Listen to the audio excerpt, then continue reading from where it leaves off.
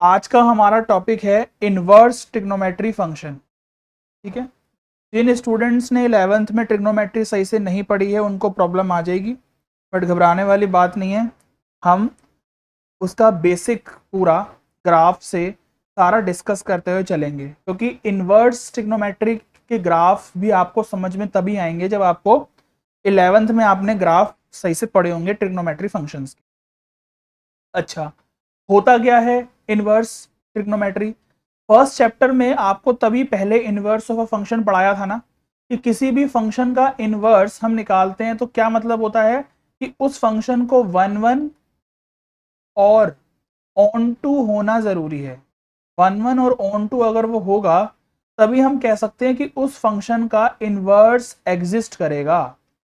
ऐसे ही जैसे sine x है, साइन एक फंक्शन है, उसका इनवर्स साइन इनवर्स एक्स होगा। क्या वो एग्जिस्ट करेगा? कब करेगा? अपनी डोमेन में करेगा, अपनी रेंज में करेगा, वो सब पढ़ेंगे डिटेल में। ठीक है ना, तो ये पता होना चाहिए सबसे पहले तो कि फंक्शन अगर 1 1 और ऑन टू है तभी क्या है उसका इनवर्स एग्जिस्ट करेगा। चलो, अब कुछ बेसिक चीजें बताता हूं मैं। पहले देखो, हम 11th में पढ़ते थे कि साइन 30 की वैल्यू क्या होती है, साइन 45 की वैल्यू क्या होती है, टेन 45 की वैल्यू क्या होती है, कॉस 60 की वैल्यू क्या होती है। ये सब हम पढ़ते थे ना 11th में। इनवर्स ट्रिग्नोमेट्री का पढ़ाने से पहले ये पढ़ना बहुत इंपॉर्टेंट है। बेसिक तो पहले रिवाइज हो जाए एक बार। साइन 30 का मतलब ये होता था कि 1/2 होती थी वैल्यू। साइन 45 का मतलब होता था 1/√2। साइन 45 टेन 45 का होता था मतलब 1, और कॉस 60 का मतलब होता था क्या? √3/2 या 1/2। ठीक है ना। अब मैंने बताया था कि हम 10th तक तो ये काम करते थे कि हम यहाँ पर डिग्री में वैल्यू पढ़ते थे, लेकिन मैंने 11th में एक चीज सिखाई थी कि हमें इसको रेडियन में कन्वर्ट करना होता है।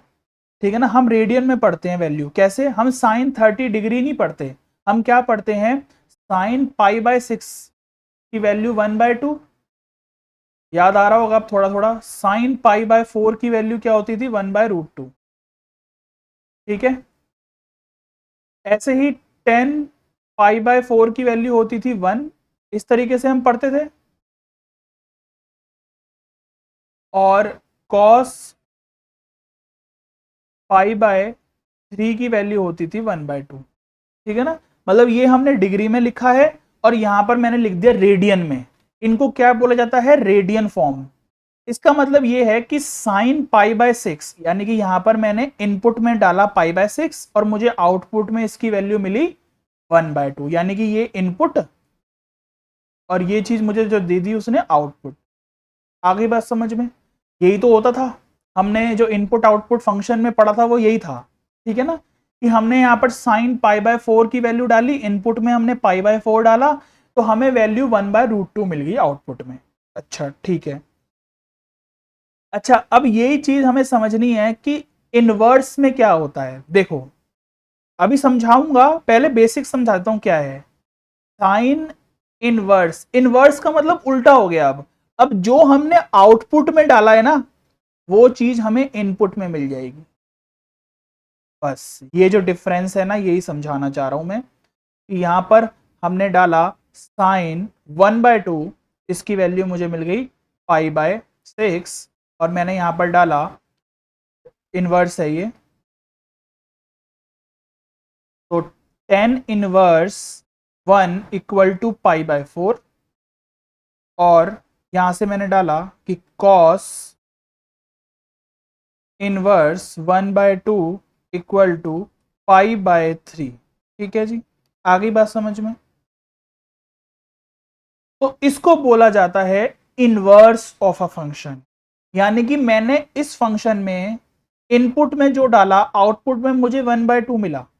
ठीक है ना, यहां पर मैंने साइन इनवर्स आउटपुट में जो डाला मुझे उसका इनपुट मिल गया। मतलब साइन इनवर्स के लिए ये इनपुट बन गया, ये आउटपुट बन गया, और साइन फंक्शन के लिए ये इनपुट था और ये आउटपुट था। ठीक है ना, याद है ना जब मैंने function inverse of a function पढ़ाया था, जो बच्चे वीडियो नहीं देख के आए हैं, रिलेशन एंड फंक्शन की 4 पार्ट्स में वीडियोस बनी हुई हैं, उसको पूरा पढ़ के आना, तभी आपको ये बेसिक थोड़ा क्लियर होगा। मैंने बताया था कि फंक्शन अगर ए से बी में डिफाइंड है तो उसका इनवर्स, उसका फंक्शन का इनवर्स बी से ए में डिफाइंड होगा। उल्टा था ना, यानी कि जो फंक्शन की डोमेन है, ये डोमेन है, वो इसकी रेंज है मतलब फंक्शन की, और इनवर्स में क्या हो जाएगा, उल्टा हो जाएगा, जो रेंज है वो डोमेन बन जाएगी और जो डोमेन है वो रेंज बन जाएगा। देख लो वही काम हो रहा है, यानी कि जो इनपुट है वो आउटपुट बन गया, जो आउटपुट है वो इनपुट बन गया। आ गई बात समझ में? तो इनवर्स हमने फंक्शन पढ़ लिया, फंक्शन ये था और हमने इसका इनवर्स ऐसे निकाला कि साइन इनवर्स 1/√2 की वैल्यू कितनी होगी, π/4। साइन इनवर्स 1/2 की वैल्यू क्या होगी, π/6। ठीक है ना? तो इस तरीके से हम एक फंक्शंस को इनवर्स फंक्शन में कैसे पढ़ते हैं, ये चीज हमने यहां पर पढ़ी। ये तो बिल्कुल बेसिक थी, जो कि मैंने आपको एक तरीके से इंट्रोडक्शन दे दिया। अब हम ग्राफ से समझेंगे एक एक चीज कि फंक्शन की डोमेन रेंज क्या होगी, क्योंकि जैसे ट्रिग्नोमेट्री फंक्शन में हमने डोमेन और रेंज पढ़ी थी, वैसे ही हमें इनवर्स ट्रिग्नोमेट्री फंक्शंस में भी डोमेन और रेंज पढ़नी है। तो एक एक करके ग्राफ को डिस्कस करेंगे। देखो, हो सकता है कि जिन बच्चों को इंटरेस्ट ना हो उनको ये वाली वीडियो आगे की बोरिंग लग सकती है, क्योंकि उन्होंने 11th में सही से ग्राफ नहीं पढ़े होंगे, तो उनको कुछ समझ नहीं आएगा, तो वो उनको वीडियो स्किप कर देंगे वो। बट बहुत ही इंपॉर्टेंट कॉन्सेप्ट है ये, इनवर्स ट्रिग्नोमेट्री को पढ़ने के लिए आगे भी काम आएगा ये आपका, और अभी तो आएगा ही आएगा काम। तो देखो, आपके स्कूल्स में भी क्या होता है कि क्वेश्चंस करवा देते हैं टीचर्स, बट आपको डिटेल में ग्राफ का इंट्रोडक्शन या ग्राफ को कैसे पढ़ते हैं वो नहीं बताते हैं। तो क्वेश्चंस तो देखो, मुझे पता है कि आपको कहीं भी मिल जाएंगे, आप कहीं पढ़ रहे होंगे कोचिंग, वहां पर भी आपको क्वेश्चंस अवेलेबल मिल जाएंगे, सॉल्यूशंस उसके, स्कूल में भी उसके सॉल्यूशंस मिल जाएंगे। बट जो कॉन्सेप्ट यहाँ पर हम पढ़ रहे हैं ये आपको बहुत कम पढ़ाएंगे, स्कूल्स में भी और कोचिंग में भी। तो इस वजह से यहाँ पर हम एक एक करके पहले डिस्कस करेंगे साइन का ग्राफ क्या होता है। देखो, ये 11th का कॉन्सेप्ट है कि पहले साइन का ग्राफ पढ़ेंगे कि क्या होता है, उसके बाद पढ़ेंगे कि उसके इनवर्स का ग्राफ का क्या होता है। अभी हम अगर ये साइन फंक्शन को देखें तो हमने देखो अभी पढ़ा कि हमने यहाँ पर साइन फंक्शन देखा और उसका हमने इनवर्स निकाल दिया। बट अगर यहाँ पर थोड़ा सा ध्यान से समझो, जिन बच्चों ने रिलेशन और फंक्शन की वीडियोस देखी हैं, उनको ये बताया था मैंने कि फंक्शन को 1 1 होने के लिए हम अगर ग्राफ से समझते हैं, तो मैंने बताया था कि हम हॉरिजॉन्टल लाइन देते हैं। अगर मान लो कि मैंने ये एक ग्राफ बनाया, अगर मैं यहाँ पर हॉरिजॉन्टल लाइन देखूं तो मुझे ये दिख रहा है कि एक इनपुट के 2 आउटपुट मिल रहे हैं भाई। देख लो यहाँ पर वैल्यू इसकी भी सेम मिल रही है और इस पर भी सेम मिल रही है, तो ये 1 1 तो नहीं हुआ, ये 1 1 तो नहीं हुआ। ये मैंने समझाया हुआ है अपनी वीडियो में कि हॉरिजॉन्टल लाइन हम ऐसे देखते हैं और उससे हम ग्राफ में पता कर लेते हैं कि फंक्शन 1 1 है या नहीं है। ठीक है ना? तो ये फंक्शन तो 1 1 नहीं है। अब देखो, सेम साइन एक्स में भी देखो, मैंने यहाँ पर हॉरिजॉन्टल लाइन लगा दी, ये तो हॉरिजॉन्टल लाइन बहुत जगह काट रही है। देखो, यहाँ पर भी वैल्यू सेम दे रहा है, यहाँ पर भी वैल्यू सेम दे रहा है, यहाँ पर भी वैल्यू सेम दे रहा है, यहाँ पर भी वैल्यू सेम दे रहा है। मतलब इनपुट तो बहुत सारे अलग अलग हैं और आउटपुट सबका सेम दे रहा है। बट 1 1 फंक्शन आपको याद होगा, जिन बच्चों ने वीडियोस देखी है, 1 1 फंक्शन में कंडीशन ये थी कि यूनिक इमेज बनती है। यानी कि यूनिक इमेज का मतलब ये है कि अगर यहाँ पर 1 2 3 4 लिखा है और इधर अगर ये लिखा है, तो इसका मतलब यूनिक इमेज होगी, सबकी एक ही इमेज होगी, ये मतलब होता था हमारा। ठीक है? तो यहां पर देखा जाए तो फिर ये तो अभी 1 1 और 1 1 नहीं है, तो इसका मतलब अभी तो इसका इनवर्स एग्जिस्ट नहीं करेगा। अगर खाली ये वाला ग्राफ देखें तो इस ग्राफ में देखें तो इनवर्स एग्जिस्ट नहीं करता, इनवर्स नॉट एग्जिस्ट। बट क्योंकि हम तो चैप्टर पढ़ रहे हैं पूरा इनवर्स ट्रिग्नोमेट्री फंक्शंस, तो इसका मतलब उसके तो सारे इनवर्स एग्जिस्ट करेंगे, तभी तो वो चैप्टर बना हुआ है कि सारे ट्रिग्नोमेट्री फंक्शंस के इनवर्स एग्जिस्ट करेंगे। बट वो कब करेंगे यही समझने वाली चीज है। अभी तो फिलहाल अगर देखा जाए तो इस साइन एक्स का ग्राफ जो ये बन रहा है, इस साइन एक्स का इनवर्स एग्जिस्ट नहीं करता, ठीक है ना। अच्छा, जो 11th में बच्चे साइन एक्स और पढ़ के आते हैं, इसमें जो बच्चों ने डोमेन और रेंज पढ़ा होगा, जो कि बहुत इंपॉर्टेंट चीज है, अगर नहीं पढ़ा है तो फिर बच्चों ने बहुत बड़ी गलती करी है कि बच्चों ने डोमेन और रेंज नहीं पढ़ी अगर साइन एक्स की। तो डोमेन और रेंज क्या होती थी साइन एक्स की, देखो यहां से पता लगेगा आपको। यहां पर आप वैल्यू देखो तो आप ये देख पा रहे हो, इनपुट में तो हम कुछ भी डाल रहे हैं, रियल नंबर देखो 0, π/2, पाई, 3π/2, 2π, देखो नीचे डिग्री में भी लिखा हुआ है। तो आपको देखो दिक्कत ना हो तो आप इससे भी पढ़ सकते हो, ठीक है ना। तो बहुत काम की चीज है ये जो ग्राफ है समझ लो अच्छे से क्या है। अब ध्यान से देखो, 1 ऊपर देखो, यहां पर 1 है, इधर -1 है, पूरा ग्राफ -1 और 1 के बीच में ही घूम रहा है। अब ये मैं आपको ग्राफ समझा रहा हूं, ये तो आपको पता है साइन एक्स का ग्राफ ऐसे होता है कि साइन 0 पर वैल्यू 0 होती है, हमें पता है। साइन π/2 पर वैल्यू 1 होती है। तो देख लो आप क्या हो रहा है यहां पर, देखो साइन 0 पर वैल्यू क्या है, 0 है, ये रहा। साइन π/2 पर वैल्यू 1 आ गई, ये रहा। उसके बाद साइन पाई पर वैल्यू -1 होती है, ये पता होना चाहिए आपको। तो देखो ग्राफ इस तरीके से बन रहा है, ऐसे जाएगा ग्राफ आपका ऐसे करके, फिर 3π/2 पर -1 होती है, ठीक है ना, पाई पर 0 होती है, पाई पर 0 होती है, मतलब पाई के सारे इंटरवल्स पर साइन की वैल्यू 0 होती है। फिर इस तरीके से ग्राफ चल रहा है, और ऐसे यहां पर ऐसे करके ग्राफ चल रहा है ये, ठीक है ना। यानी कि ये पूरा ग्राफ बिना ब्रेक के चल रहा है, कॉन्टिन्यूस ग्राफ है, मतलब लगातार चल रहा है, कहीं भी ब्रेक नहीं हो रहा ग्राफ, ठीक है ना। तो ये चीज समझने वाली है। ग्राफ मैं आपको बनाना नहीं सिखा रहा, सिर्फ ये 11th में हम पढ़ चुके हैं, तो आप देख लो, डोमेन देख लो, सारी वैल्यूज पर ग्राफ बन रहा है, ये आगे तक चलता रहता है ग्राफ, ठीक है ना। हर वैल्यूज पर ग्राफ की वैल्यू हमें देगा, बट वैल्यूज जो भी देगा वो -1 से 1 के बीच में ही देगा हमें वैल्यू। देखो -1 पर भी दे रहा है, देखो -1 आ रही है, 0.5 भी आ रही है, देख लो यहाँ पर, ठीक है ना, 0 भी आ रही है यहाँ पर, और 0.5 भी आ रही है यहाँ पर। तो हर जगह वैल्यूज दे रहा है वो, और 1 भी आ रही है। तो रेंज इससे हमें ये समझ में आ गई कि साइन एक्स की रेंज -1 से 1 होती है। अब आप कहोगे कि सर क्यों पढ़ा रहे हो ये आप, ये तो 11th का कॉन्सेप्ट है। बेटा ये पढ़े, मतलब ये बिना पढ़े या बिना समझे आपको इनवर्स ट्रिग्नोमेट्री समझ में आने की नहीं है। और बच्चे जो है इनवर्स ट्रिग्नोमेट्री को स्किप कर देते हैं, क्यों? क्योंकि उन्होंने 11th में ट्रिग्नोमेट्री सही से नहीं पढ़ी होती, तो उनको समझ ही नहीं आता इनवर्स ट्रिग्नोमेट्री फंक्शन, तो वो चैप्टर को ही स्किप कर देते हैं। वो सोच लेते हैं कि 3, 4, 5 नंबर का तो चैप्टर आना है, तो छोड़ दो, ठीक है ना। बट बेटा ये इंपॉर्टेंट चीज है, इस वजह से हम इस पर टाइम लगा रहे हैं। क्वेश्चंस के सॉल्यूशंस तो मैंने बताया आपको मिल ही जाएंगे, बट ये चीज एक्सप्लेन आपको हर जगह नहीं मिलेगी, ठीक है। समझ में आ गया?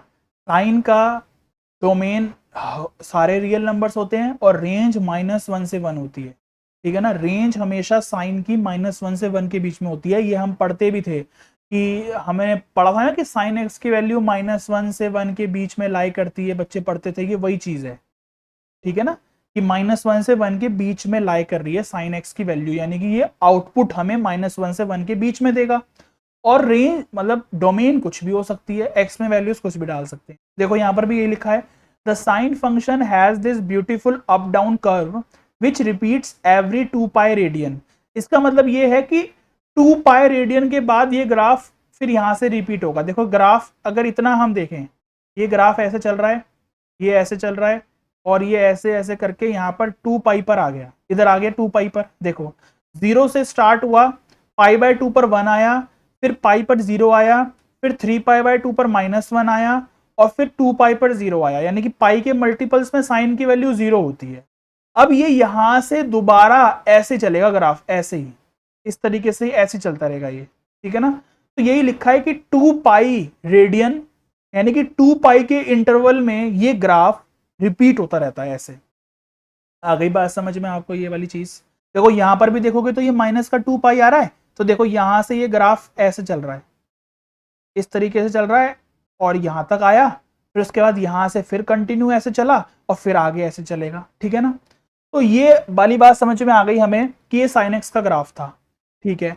अब इसके इनवर्स का ग्राफ पढ़ना है हमें, वो देखो अब यहां पर ये साइन एक्स का ग्राफ है, यहां पर दोबारा बनाया हुआ है मैंने, और ये है इसके इनवर्स का ग्राफ। अब क्या है दोनों में डिफरेंस देखो, यहां देखो पहले, अगर मैं यहां पर देखूं कि -π/2 से π/2 के बीच में ग्राफ की शेप क्या है, ये है, या जहां पर मैं अंडरलाइन कर रहा हूं, ड्रॉ कर रहा हूं, यहां देखो, ये सिर्फ यहां तक, ये -π/2 से प्लस के π/2 तक ग्राफ ऐसे बनेगा साइन एक्स का, ठीक है ना, जो कि मैंने यहां पर देखो बना हुआ है, देखो ये दिख रहा है, ये -π/2 से, पेन चेंज करते हैं यहां पर तभी दिखेगा, देखो -π/2 से π/2, ये देखो, ये इतना, सिर्फ इतना ग्राफ पढ़ रहे हैं हम, ठीक है ना।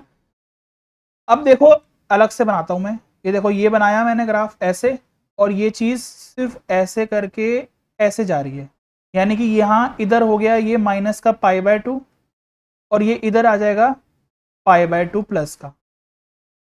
इतना ग्राफ अगर हम साइन एक्स का देखें तो ये ग्राफ जो है फंक्शन का, ये मेरा 1 1 है और ऑन टू भी है, चेक कर सकते हो आप, देख लो सब पर वैल्यू अलग अलग दे रहा है, -π/2 पर -1 दे रहा है, फिर आगे चलें आगे चलें आगे चलें, सब पर देखो, सारे सब पर वैल्यूज देखो, सारी अलग अलग वैल्यूज आ रही है, 0 पर 0 आ गई, फिर इधर देखो सारे आउटपुट पर इनपुट की, मतलब सारे इनपुट पर आउटपुट की वैल्यू अलग अलग दे रहा है, और हॉरिजॉन्टल लाइन अगर लगाओगे तो देखो सबकी एक ही वैल्यू देगा, तो फंक्शन 1 1 भी हुआ और ऑन टू भी हुआ। ऑन टू कैसे हुआ, देख लो, सारे आउटपुट की प्री इमेज जो मिल रही है हमें मिल रही है, ठीक है ना। ऑन टू फंक्शन यही होता था ना जो हम पढ़ते थे, बार बार कह रहा हूं, जिन बच्चों ने वीडियोस नहीं देखी है वो देख के आओ, तभी समझ में आएगा, ये नहीं तो क्या हो रहा है कुछ समझ नहीं आएगा।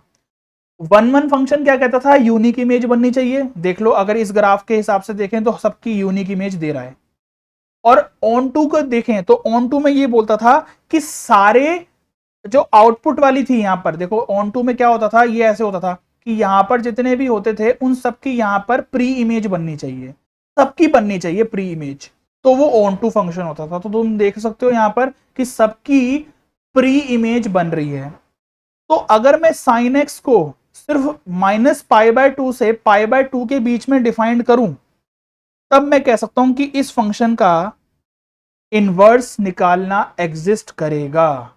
ये चीज मैं समझाना चाह रहा हूं कि अगर -π/2 से π/2 के बीच में, यानी कि क्लोज इंटरवल अगर देखा जाए, और रेंज तो वही रहेगी, -1 से 1 के बीच में ही दे रही वैल्यूज, तो हमें -1 से 1 के बीच में ही देगा। बस मैंने क्या करा, मैंने डोमेन में कुछ चेंज कर दिया, तब ये साइन एक्स का जो अब ये फंक्शन बन गया, अब ये मेरा फंक्शन जो होगा, ये मेरा इनवर्स इसका एग्जिस्ट करेगा। अगर मैं इसके हिसाब से देखता, इसके हिसाब से, तो अब तक तो अगर ये पूरा ग्राफ देखूं तो इसका इनवर्स एग्जिस्ट नहीं करेगा।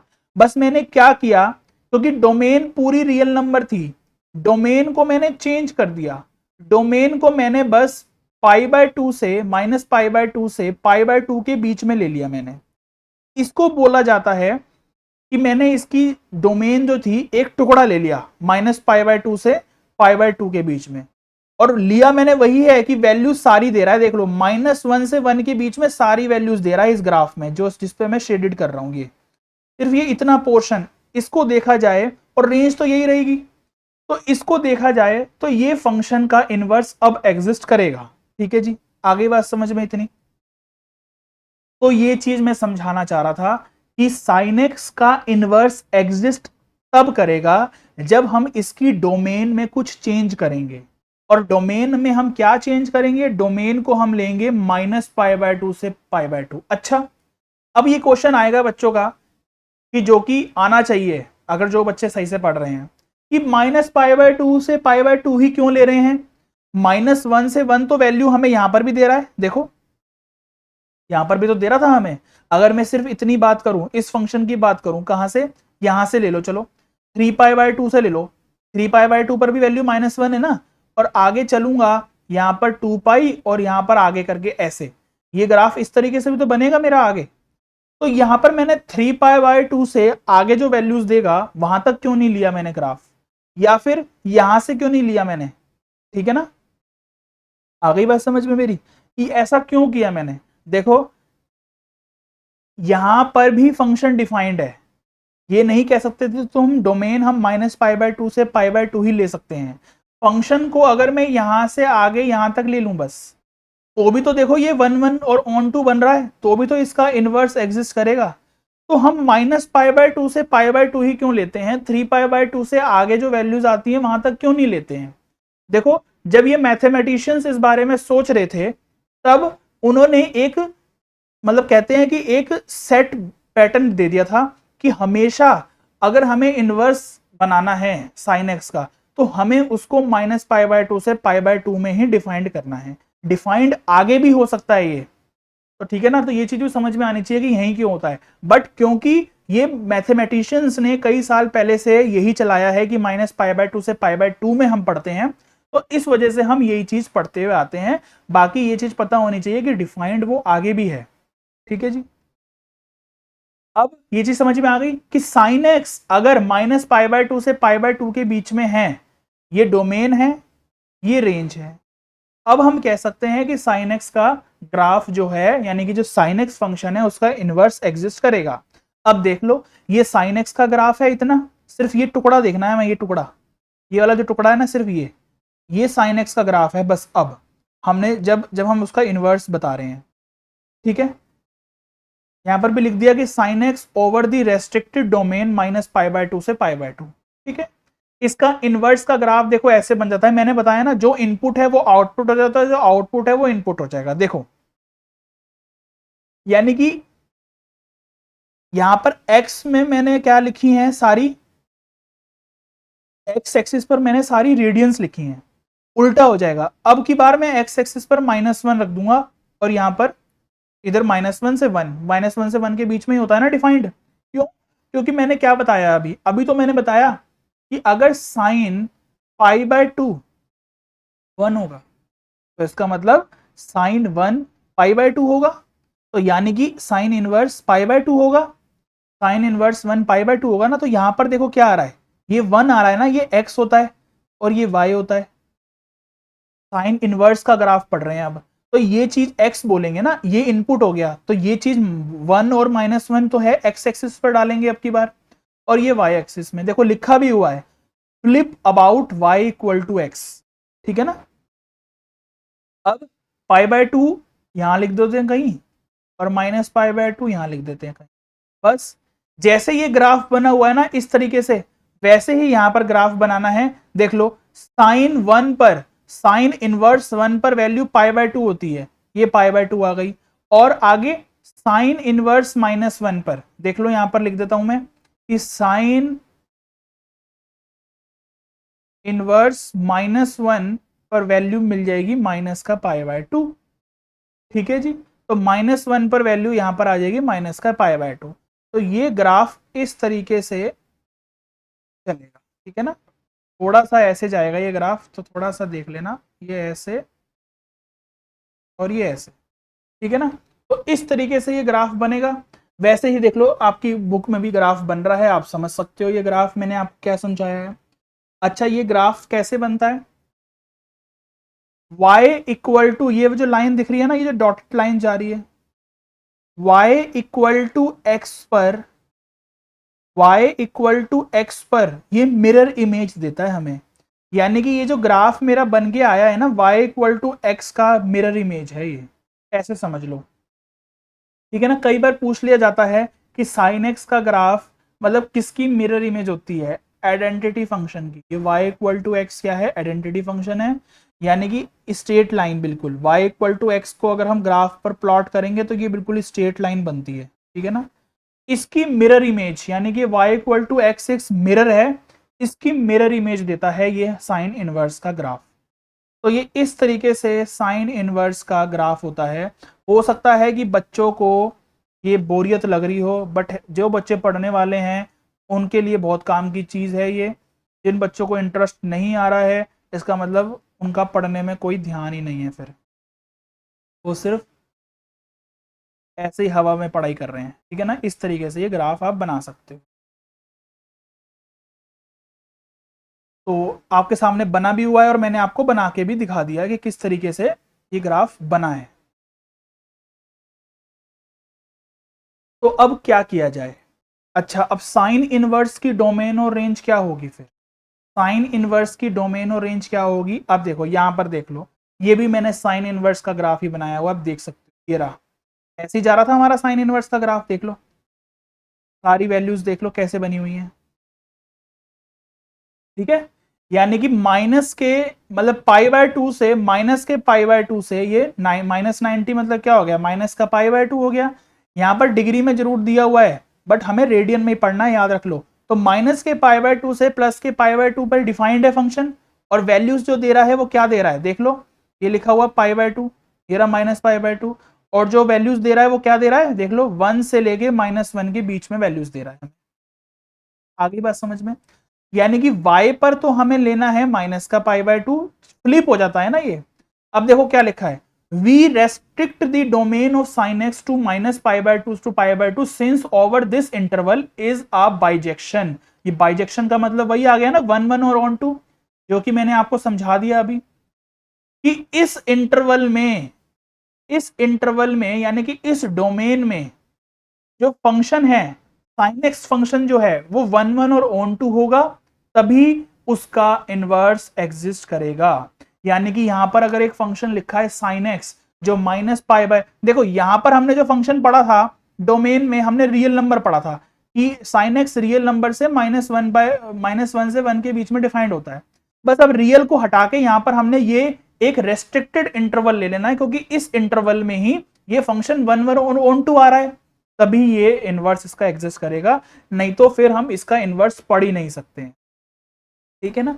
वही लिखा है कि -पाई/2 से पाई/2 से ये डोमेन है, साइन एक्स की डोमेन है ये, ठीक है ना। रेस्ट्रिक्टेड डोमेन है, याद रखनी है। साइन एक्स की वैसे डोमेन रियल नंबर होती है, बट रेस्ट्रिक्टेड डोमेन यानी कि हमें अगर रेंज पता, उसकी हमें इनवर्स बताना है तो उसके लिए हमें रेस्ट्रिक्टेड डोमेन पता करनी पड़ेगी, तो उसके लिए हमारा ये डोमेन रहेगी। अब देखो साइन इनवर्स एक्स के लिए क्या हो जाएगा? डोमेन और रेंज। मैंने अभी क्या बताया था, जब इनवर्स ऑफ अ फंक्शन हमने पढ़ते थे तो क्या होता था? फ्लिप कर दो, फ्लिप कर दो, जो रेंज है वो डोमेन बन जाएगी और जो डोमेन है वो रेंज बन जाएगी। वही हो रहा है, ये डोमेन बन गई साइन इनवर्स की और ये रेंज बन गई। है सिंपल, हो गया याद? अब तो मेरे साथ साथ याद भी हो गया होगा।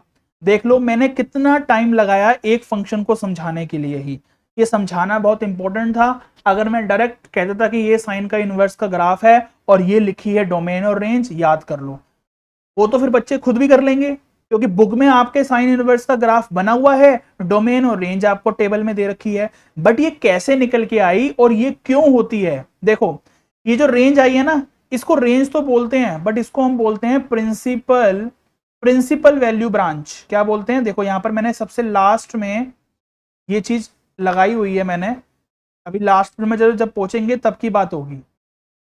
प्रिंसिपल वैल्यू ब्रांच इसको बोलते हैं। क्यों बोलते हैं? क्योंकि ये रेस्ट्रिक्टेड रेंज होती है, एग्जैक्ट रेंज नहीं होती है। प्रिंसिपल वैल्यू ब्रांच, ब्रांच का मतलब क्या हो गया कि एक टुकड़ा ही तो ले रहे हैं हम।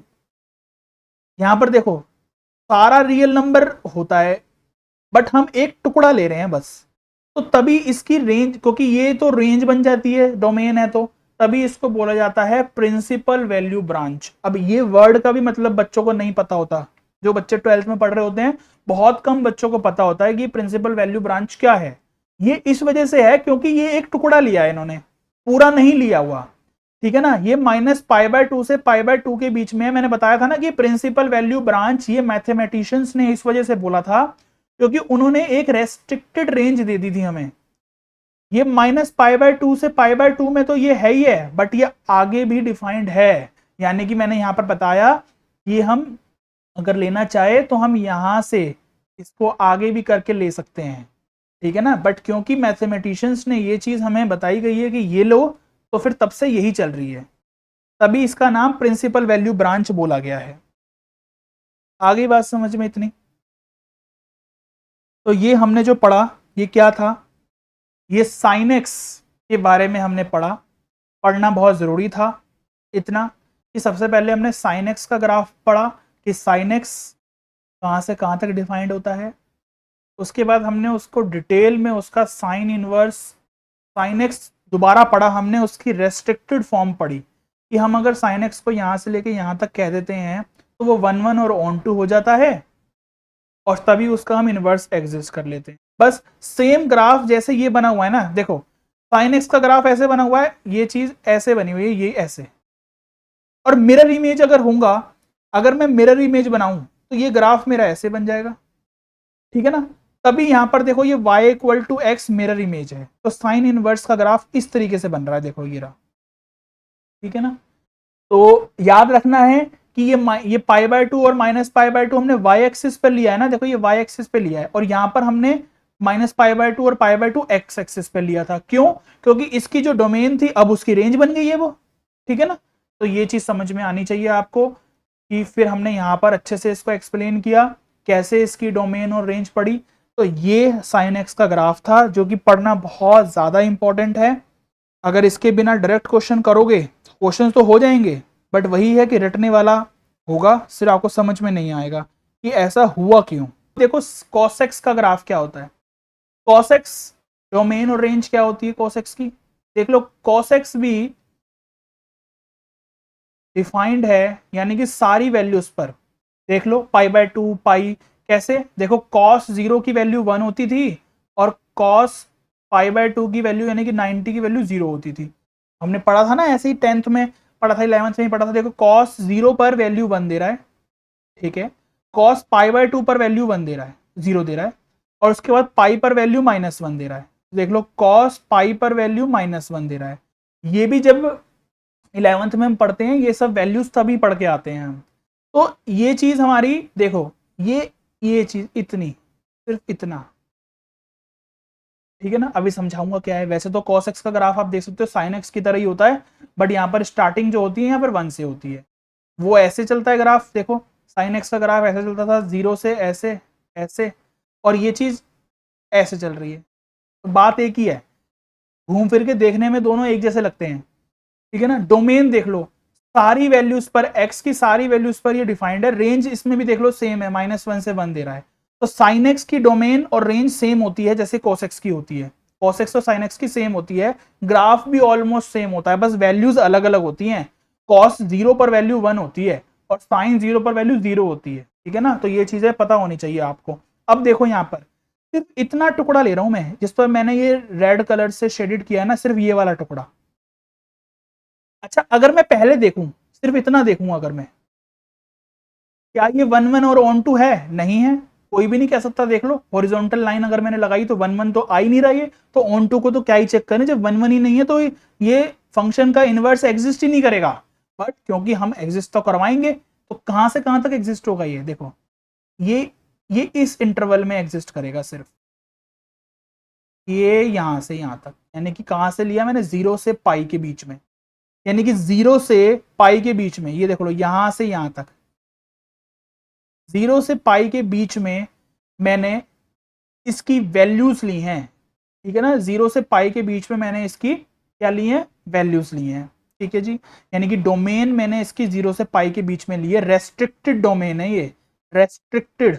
अब अगर इतना ग्राफ देखूं तो अब मैं कह सकता हूं ये 1 और ऑन टू है। देख लो अगर मैं खाली इतनी लाइन डालूं, मुझे देख लो हर एक इनपुट की यूनिक इमेज दे रहा है, ठीक है ना, और हर एक आउटपुट की प्री इमेज भी देगा मुझे, ठीक है ना।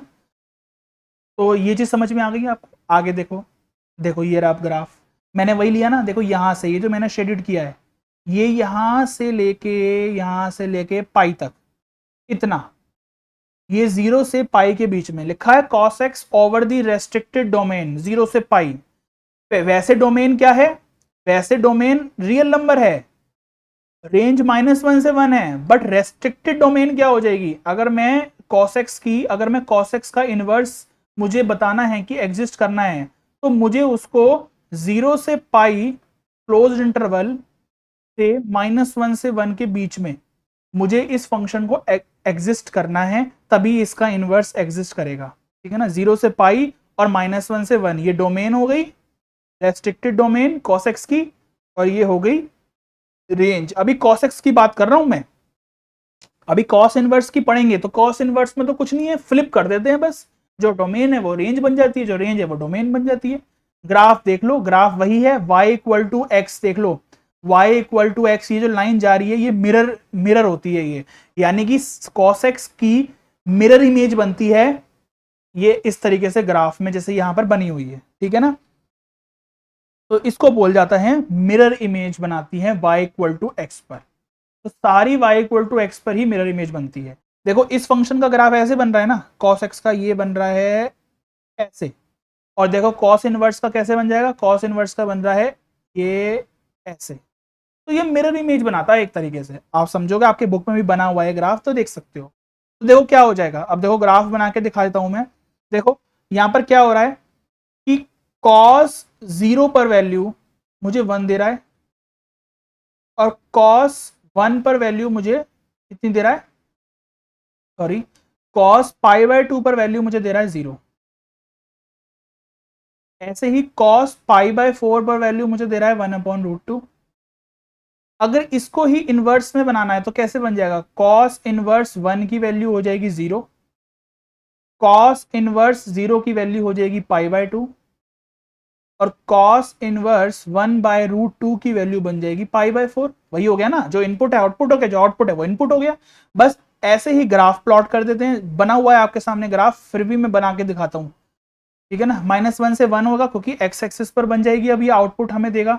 अब देखो cos इनवर्स 1 पर वैल्यू 0 है, 1 पर वैल्यू 0 का मतलब क्या है कि ये ग्राफ कहां जाएगा, cos इनवर्स 0 पर पाई बाय 2 है। अच्छा कहां से कहां तक लेना है, हमें 0 से पाई लेना है, तो पाई इधर ही आएगा, पॉजिटिव साइड में आएगा, और 0 यहां कहीं होगा, यानी कि ग्राफ इसका सिर्फ ऊपर बनेगा, सिर्फ यहीं तक ही आएगा। तो देखो अब यहां पर, अच्छा साथ में ये भी देखते हैं अब कि अगर cos पाई की वैल्यू -1 होगी तो इसका मतलब cos इनवर्स -1 की वैल्यू पाई होगी। तो देख लो -1 की वैल्यू पाई दे रहा है, तो पाई कहीं इधर आ रहा है, ये रहा -1। जैसे नॉर्मल प्लॉट करते हैं ना ग्राफ में, वैसे ही प्लॉट करना सिखा रहा हूं, बट क्योंकि जब ये चीज समझ में आ जाएगी ना तो फिर प्लॉट तो कर ही लोगे, ठीक है ना। तो कई तो ऐसे ही बता देते हैं कि ग्राफ ये है, ऐसे बना लो और रट लो, बट मैं तुम्हें बनाना सिखा रहा हूं। देखो -1 पर वैल्यू ये है, तो ये चीज ऐसे आते आते आते आते आते मेरी इस तरीके से आएगी और ये ऐसे जाएगी, ठीक है ना। अच्छा यहां पर क्या आएगा, यहां पर देख लो, ये ग्राफ पर कहां कहां आएगी वैल्यू, 0 पर पाई बाय 2, तो ये क्या है, ये पाई बाय 2 है, 0 है, फिर पाई बाय 2 है, इधर कहीं पाई बाय 4 भी होगा, जिस पर वैल्यू देख लो इधर आएगी कहीं 1/√2, ठीक है ना। 1 से छोटी होती है तो इधर ही कहीं आएगी वैल्यूज, इधर कहीं आएगी, तभी ग्राफ ऐसे जा रहा है, देख लो, ठीक है ना। तो 0 हो गया, पाई बाय 4 हो गया, पाई बाय 2 हो गया, फिर आगे पाई हो गया, तो इस तरीके से ये ग्राफ बना, ठीक है ना, साइन इनवर्स का। अच्छा चलो कॉस इनवर्स एक्स की डोमेन और रेंज बता दो, अब क्या हो जाएगी। अब तो सिंपल है, बस फ्लिप कर दो, -1 से 1 और 0 से पाई, क्लियर है, ठीक है जी। इस तरीके से हमने ग्राफ को समझना है, एनालिसिस करना है ग्राफ का, कैसे बनते हैं ग्राफ, ये सारा हमें पढ़ना पड़ेगा, तभी हमें ये चीज समझ में आ पाएगी। आगे बात समझ में, चलो 10x के ग्राफ के बारे में अगर डिस्कस करें, बस 10x का ग्राफ और पढ़ेंगे आज की वीडियो में, उसके बाद अच्छा यहाँ देख लो, और सब कुछ लिख दिया जो कि मैंने आपको वहां समझा दिया है, मैंने ऑलरेडी यहाँ पर भी लिख दिया है आपके लिए।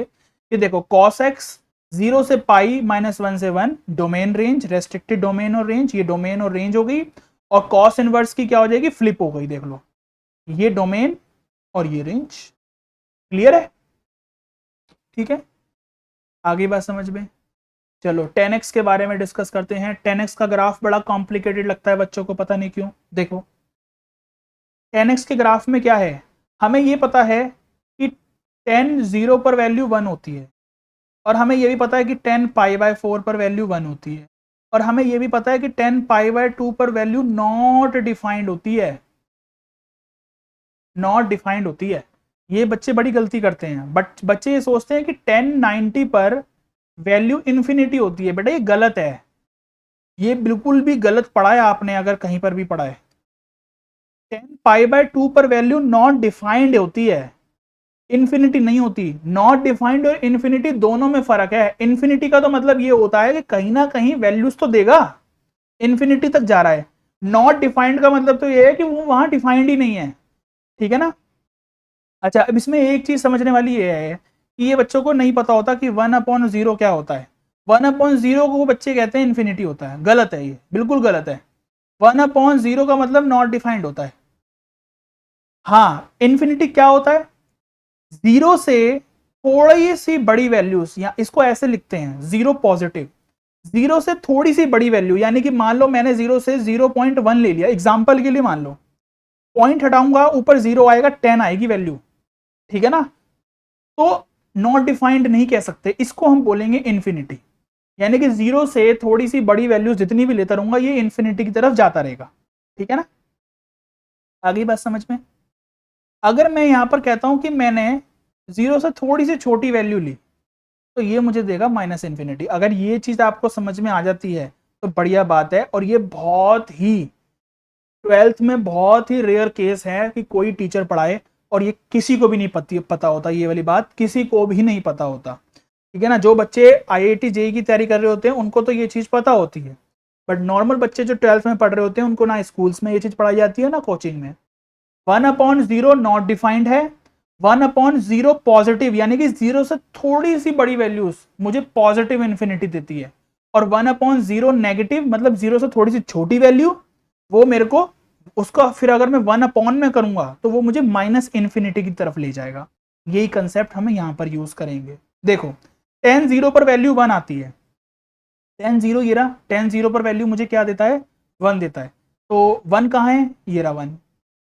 सॉरी 10 पर वैल्यू 0 होती है, 0 सॉरी 10 पर वैल्यू 0 होती है, तो ये रहा 0, ठीक है। 10 पर वैल्यू 0 है। 10π/4 का मतलब 1045 पर, 45 पर वैल्यू 1 आती है। 1045 पर वैल्यू 1 का मतलब यहां कहीं ये रही 1, ये हम कह सकते हैं ये π/4 है। अब देखो π/2 पर वैल्यू नॉट डिफाइंड है, तभी देख लो यहां पर क्या बना हुआ है। ये चीज, ये जो लाइन बनाई हुई है ना शेडेड लाइन, ये इन्फिनिटी की लाइन है। π/2 पर भी बनाई हुई है, 3π/2 पर भी बनाई हुई है, क्योंकि π/2 के इंटरवल्स में ये चीज नॉट डिफाइंड होती है। ये 11th में पढ़ चुके होते हैं हम, ठीक है ना। देख लो ये जो लाइनें बनी हुई है ना सारी, ये सारी इन्फिनिटी की लाइन है, यानी कि इस पर फंक्शन डिफाइंड नहीं है। अब देखो 10π/2 पर नॉट डिफाइंड दिखा रहा है ना। अब देख लो ये जो ग्राफ मेरा जा रहा है ना, ये वाला ग्राफ कहीं भी टच कर रहा है? मुझे बता दो, ये लाइन पर कहीं भी टच कर रहा है? आगे कहीं पर भी टच नहीं करेगा, ये इन्फिनिटी की तरफ जाएगा, क्योंकि इसका मतलब ये होता है कि यहां पर इन्होंने जीरो से थोड़ी सी बड़ी वैल्यूज ली हैं, बड़ी वैल्यूज ली हैं, तो इसका मतलब क्या है? ये पॉजिटिव इन्फिनिटी की तरफ जा रहा है, ये आगे पॉजिटिव इन्फिनिटी की तरफ जा रहा है। ये कभी भी मिलेगा नहीं इस लाइन पर, ये कभी भी नहीं मिलेगा, इन्फिनिटी तक जाएगा ये मतलब होता है इस ग्राफ का, ठीक है ना। ऐसे ही नीचे देखो माइनस इन्फिनिटी लिखा है, ये सॉरी -π/2 लिखा है। -π/2 का भी मतलब यही है कि 10 - π/2 पर भी ये नॉट डिफाइंड है, ये नॉट डिफाइंड है। तो देख लो π/2 के सारे मल्टीपल्स पे, चाहे नेगेटिव हो चाहे पॉजिटिव हो, 10 जो होता है नॉट डिफाइंड होता है। तो ये देखो इधर भी देखो, इसके नीचे जब ग्राफ आ रहा है तो ये ग्राफ ऐसे जा रहा है और ये आगे चलता रहेगा ऐसे, ये कभी भी इस लाइन पर नहीं बनेगा। ये भी लाइन आगे इन्फिनिटी वाली लाइन है ये पूरी, ये भी आगे चलता रहेगा, ये कभी भी टच नहीं करेगा इस लाइन पर। तो इस वजह से ये ग्राफ बच्चों को बड़ा कॉम्प्लिकेटेड लगता है। तो 10x का ग्राफ तो ऐसे बनता है, देखो ये बना एक, ये ऐसे बना, लहराती हुई किरणें जाती हैं हवा के झोंके की तरह, देखो ये ऐसे, कहीं पर भी देख लो कहीं पर भी टच नहीं कर रहा है, ये ना ऊपर की तरफ इन्फिनिटी पर टच कर रहा है ना नीचे, क्योंकि वैल्यूज इन्फिनिटी देता है ना वो। नॉट डिफाइंड का मतलब वैसे तो नॉट डिफाइंड है, बट अगर मैं जीरो से थोड़ी सी बड़ी लूं तो ये जाएगा तो इन्फिनिटी की तरफ ना, और अगर जीरो से थोड़ी सी छोटी लूं तो ये तब भी जाएगा माइनस इन्फिनिटी। तो ये ऊपर की तरफ हो जाएगा, ये ऊपर इन्फिनिटी जाएगा पॉजिटिव इन्फिनिटी, और नीचे की तरफ ये जा रहा है तो माइनस इन्फिनिटी, ऐसे, ठीक है। आगे बात समझ में। तो ये है हमारा sin x का ग्राफ। अगर मैं देखूं, देखो यहाँ पर अब मैंने हॉरिजॉन्टल लाइन लगा दी यहाँ पर, ये तो मेरा 1 1 और ऑन टू है ही नहीं, ये 1 1 नहीं है, 1 1 नहीं है ये, तो इसका मतलब फंक्शन का इनवर्स तो एग्जिस्ट ही नहीं करेगा, इनवर्स एग्जिस्ट नहीं करेगा इसका। क्या किया जाए, देखो अब क्या होगा, वही पहले डोमेन और रेंज देखते हैं इसकी क्या है। पहले देखो यहां पर देख लो डोमेन और रेंज क्या होगी, 10x की डोमेन क्या होगी, ग्राफ से समझ में आ जाएगी आपको। अगर आपको ग्राफ आता है ना तो आपको डोमेन और रेंज याद करने की जरूरत नहीं है, और अगर आपको डोमेन और रेंज याद है तो ग्राफ आप खुद भी बना सकते हो, ठीक है ना। रेंज तो मुझे समझ में आ रही है कि वैल्यू इन्फिनिटी से माइनस इन्फिनिटी के बीच में दे रहा है, यानी कि मैं कह सकता हूं सारे रियल नंबर दे रहा है, या फिर मैं इसको ये भी कह सकता हूं एक ही बात होती है माइनस इन्फिनिटी से इन्फिनिटी, ठीक है ना। डोमेन क्या होगी, डोमेन बताओ मेरे को क्या है। अब देखो डोमेन क्या है, डोमेन का मतलब ये है कि वैल्यूज कहां कहां सेटिस्फाई कर रही है, एक्स पर वैल्यूज कहां कहां आ रही है, ये चीज समझने वाली है। देखो यहां पर भी मैंने लिखी हुई है आपके लिए, देख लो 10x की डोमेन ये रही और रेंज तो और रियल नंबर्स हैं। अभी आगे जब लास्ट में पढ़ाऊंगा तो ये चीज भी कंपैरिजन करके बताऊंगा, दोनों की डोमेन और रेंज मैंने लिखी हुई है यहाँ पर। देखो डोमेन क्या हो जाएगी, डोमेन मेरी सारी रियल वैल्यूज होंगी एक्सेप्ट क्या 2n+1 π/2। यहां पर n क्या है, इंटीजर है। आगे समझ में क्या लिख दी मैंने, नहीं आई होगी बात समझ, कोई बात नहीं। यहां देखो, अब देखो समझना है ध्यान से ही समझना है, जल्दबाजी तो नहीं करनी है। 10x मुझे पता था कि 10x क्या होता है, 10x मेरा, या फिर एक स्लाइड ले लेते हैं अलग से, अच्छे से समझ में आ जाएगा। चलो 10x मुझे पता था कि क्या होता है, sine x upon cos x होता है, 10th में पढ़ते थे हम। अब डिनोमिनेटर में कॉस एक्स है तो इसका मतलब मुझे ये पता है कि कॉस एक्स जीरो नहीं होना चाहिए। अगर ये cos x जीरो हो जाता है नीचे तो फिर 10x डिफाइंड नहीं होगा ना, डिनोमिनेटर में जीरो नहीं होना चाहिए। इसका मतलब cos x जीरो नहीं होना चाहिए, इसका मतलब x क्या नहीं होना चाहिए, x 2n+1 n/2, यहाँ पर n π/2, यहाँ पर n इंटीजर्स है। कहने का मतलब ये है कि जहां जहां cos x की वैल्यू जीरो आती है वो सारे इंटरवल, मतलब वो वाले सारे मैंने π/2 हटा दिए, और मैंने बताया था कि ऑड मल्टीपल्स ऑफ π/2 पर cos की वैल्यू जीरो होती है। देख लो अगर मैंने यहां पर जीरो पुट कर दिया n में तो मुझे x की वैल्यू क्या देगा, π/2 देगा। अब तुम देख लो cos π/2 जीरो होता है और वो मुझे नहीं लेना, क्योंकि अगर मैंने जीरो ले लिया तो 10x डिफाइंड नहीं होगा। अगर मैंने मान लो 1 ले लिया, n में अगर मैंने 1 ले लिया, तो अगर मैंने 1 ले लिया तो ये 3π/2 हो जाएगा, 3π/2 भी नहीं ले सकता। अगर मैंने 2 ले लिया ये 5π/2 हो जाएगा। देखो ऑड मल्टीपल्स चल रहे हैं ऐसे, मतलब इन सारी वैल्यूज पर cos x जीरो आता है, और ये सारी वैल्यूज भी मुझे हटानी पड़ेंगी, तभी 10x मेरा डिफाइंड होगा। तभी मैंने इसकी जो डोमेन लिखी है वो क्या लिखी है मैंने, सारे रियल नंबर्स हो सकते हैं एक्सेप्ट क्या 2n+1 π/2, यानी कि वो सारे ऑड मल्टीपल्स, ऑड π/2 मल्टीपल्स। और रेंज क्या होगी, रेंज तो मैंने बता दी है, रेंज सारे रियल नंबर्स हो सकते हैं, या फिर मैं कह सकता हूं माइनस इन्फिनिटी से इन्फिनिटी। ठीक है जी, आ गई बात समझ में। अब ये मैंने साइन, अभी मैंने ये 10x ही पढ़ाया है, अभी मैंने उसका इनवर्स की तो बात ही नहीं करी। इनवर्स देखो क्या है, रेस्ट्रिक्टेड डोमेन क्या हो जाएगी, रेस्ट्रिक्टेड डोमेन हो जाएगी -π/2 से π/2। देखो ये रहा, ये जो बन रहा था इसको हटाते हैं, बहुत ज्यादा गंदा सा हो गया।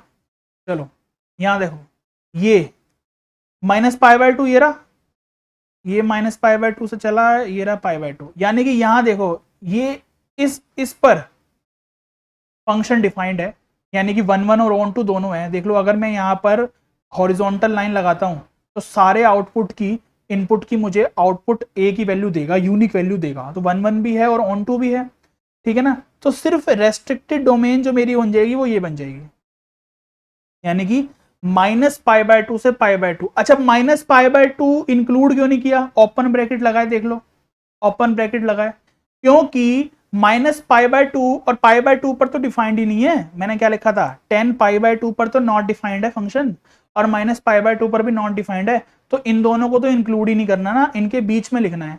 इसका मतलब जो डोमेन में लूंगा, रेस्ट्रिक्टेड डोमेन जो लूंगा वो माइनस पाई बाय 2 से पाई बाय 2 लूंगा, ओपन ब्रैकेट, और रेंज तो वही रहेगी सेम, माइनस इंफिनिटी से इंफिनिटी।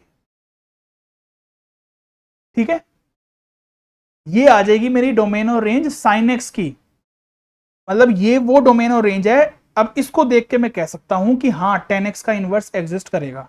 अब देख लो यहां पर वही है कि ये y इक्वल टू एक्स की लाइन है और ये जा रहा मेरा फंक्शन साइन एक्स का, ठीक है ना, मिरर इमेज बनती है। तो मिरर इमेज जो बनेगी इसकी, वो मिरर इमेज इस तरीके से बनेगी कि फंक्शन ऐसे जाएगा। अब ग्राफ में देख लो, पाई बाय 2 देख लो यहां पर बनाया हुआ है, डॉटेड क्यों लगाई हुई है मैंने लाइन, क्योंकि ये टच नहीं करेगा, ये टच नहीं है, इन्फिनिटी तक जा रहा है। ये भी देखो टच नहीं है, इन्फिनिटी तक जा रहा है। ये डॉटेड लाइन का मतलब यही होता है, जो ये देखो ये लाइन ऐसे लगी हुई है ना, ये डॉटेड लाइन अब ऐसे लग गई, उल्टा ही तो हो गया। जीरो, ये पाई बाय 2 और माइनस पाई बाय 2 इस तरफ आ जाएगा। पहले देखो माइनस पाई बाय 2 इधर आ रहा है ना एक्स एक्सिस पर, अब किधर आ रहा है, वाई एक्सिस पर आ रहा है। और फंक्शन का जो ग्राफ है वो इस तरीके से जाएगा, ये ऐसे करके ऐसे, ठीक है ना। ये है, ये 10 इनवर्स है, 10x नहीं है, 10 इनवर्स x का ग्राफ है ये, ठीक है ना। अच्छा, इसकी डोमेन रेंज क्या हो जाएगी, बिल्कुल सेम है, माइनस इन्फिनिटी से इन्फिनिटी, उल्टा ही तो होना है बस। और रेंज क्या हो जाएगी, माइनस पाई बाय 2 से पाई बाय 2, ओपन ब्रैकेट, यानी कि पाई बाय 2 और पाई बाय 2 तो, माइनस पाई बाय 2 और पाई बाय 2 तो इंक्लूड ही नहीं है ना उसकी रेंज में, क्योंकि वहां पर फंक्शन डिफाइंड नहीं है। तो ये चीज समझ सकते हो। देख लो 10 0 पर तो 0 ही दे रहा है वैल्यू, और आगे यहाँ पर देखो पाई बाय 2 पे जा रहा है, देखो नॉन इन्फिनिटी पर जा रहा है आगे, ये ऐसे, और इधर भी देख लो इन्फिनिटी तक जा रहा है आगे, ये इन्फिनिटी तक जा रहा है, ठीक है ना। तो ये चीज़ समझाने वाली है जो मैंने आपको समझाई है अभी, बहुत इंपॉर्टेंट चीज़ें हैं हमने जो आज डिस्कस किया। हमने साइन एक्स कॉस एक्स का इन सब का ग्राफ पढ़ा। आगे देखो, अब साफ साफ देख लो किस तरीके से बन रहा है, ये रहा ग्राफ, आप देख लो कि कितनी मेहनत करी है आप लोगों के लिए, स्लाइड्स बनाई है, एक एक चीज़ को जोड़ा है। तो ये आपके लिए किया है सिर्फ कि आपको इस वीडियो में अच्छे से सब कुछ समझ में आ जाए। ये दिख रहा है ग्राफ, ये बन गया हमारा, कौन सा ग्राफ बन गया, ये 10 इनवर्स का ग्राफ बन गया। देख लो वही चीज़ लिख दी मैंने, पहले लिख के समझा दिया मैंने, और आगे फिर आपको प्रिंटेड में भी मैंने लिख दिया है कि माइनस पाई बाय 2 से पाई बाय 2, ओपन ब्रैकेट और रियल नंबर, ये डोमेन रेंज हो गई 10x की, इसमें ये इसका इनवर्स एग्जिस्ट करेगा, ठीक है ना। वैसे तो देख लो माइनस पाई बाय 2 से पाई बाय 2 नहीं होती 10x, क्या होता है, इसकी डोमेन क्या होती थी अभी मैंने बताइए, सारे रियल नंबर हो सकते हैं एक्सेप्ट 2n+1 पाई बाय 2, ये हो सकती है, है ना, ये होती है डोमेन वैसे तो, लेकिन रेस्ट्रिक्टेड डोमेन ये होगी अब, क्योंकि 1 1 और ऑन टू तो इसी डोमेन में आएगा वो फंक्शन, और वही चीज हमें पढ़नी है। बस उल्टा कर देंगे तो ये चीज हमारी बन जाएगी डोमेन, और ये बन जाएगा रेंज 10 इनवर्स का। आगे बात समझ में। तो ये कुछ ग्राफ्स हैं, आपको प्रैक्टिस करनी पड़ेगी इन ग्राफ्स की, फील करना पड़ेगा, समझना पड़ेगा इसको कि क्या कहना चाह रहा है ग्राफ, ठीक है ना। जब तक इसको फील नहीं करोगे ना ग्राफ को, लॉजिक नहीं समझोगे, बिल्कुल मतलब डीपली जाओगे नहीं, इसको समझोगे नहीं, तब तक ये समझ नहीं आएगा। सिर्फ ऊपर ऊपर से पढ़ लोगे तो फिर तो वो बात ही नहीं है ना, फिर इतनी मेहनत क्यों कर रहे हो, ठीक है ना, जब ऊपर ऊपर से पढ़ना है तो ये सब चीज़ें आप पढ़ना, ठीक है ना। वीडियो आपके पास ही है, जब मर्जी देखो यूट्यूब पर आप वीडियो को, ठीक है ना, रिवाइंड कर करके देखो, स्टॉप कर करके देखो, ठीक है ना। तो आगे के जो 3 ग्राफ अभी बचे हैं, कॉट एक्स का, सेक एक्स का और कोसेक एक्स का, वो हम नेक्स्ट वीडियो में डिस्कस करेंगे। आज की वीडियो में सिर्फ इतना ही डिस्कस किया है, ठीक है ना। तो डिटेल में पढ़ना जरूरी था, फिर आगे इन इनवर्स ट्रिग्नोमेट्री फंक्शंस की हम और भी बहुत बढ़िया बढ़िया चीज़ें पता करेंगे कि क्या क्या होता है इसमें, प्रॉपर्टीज क्या क्या होती हैं, बहुत कुछ पढ़ना है अभी तो, बट बेसिक तो यहीं से पढ़ना पड़ेगा, क्योंकि इसके बिना नहीं आएगी बात समझ। फिर मिलते हैं नेक्स्ट वीडियो में, गुड लक, टेक केयर।